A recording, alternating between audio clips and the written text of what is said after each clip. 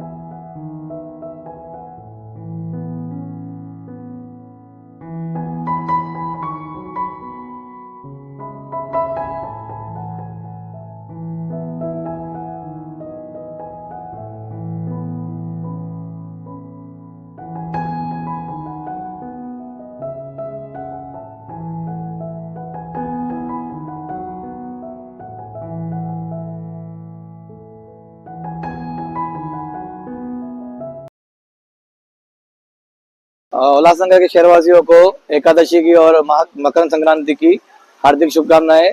हम लोग आज एकादशी के दिन फिर प्रसाद बांटते हैं और हर गुरुवार के दिन भी प्रसाद बांटते हैं। हमारा ऑफिस एक उल्लासनगर 2 में है और उल्लासनगर 3 में है। हाँ,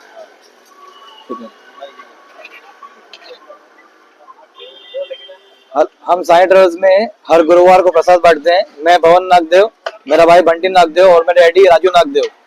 हम हर गुरुवार को प्रसाद बांटते हैं और एकादशी के दिन भी प्रसाद बांटते हैं। उल्लासनगर के शहरवासियों को हार्दिक शुभकामनाएं।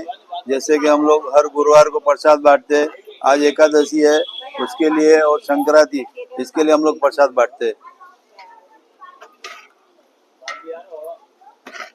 साई ट्रेवल की ओर से हम लोग हर गुरुवार को प्रसाद बांटते हैं।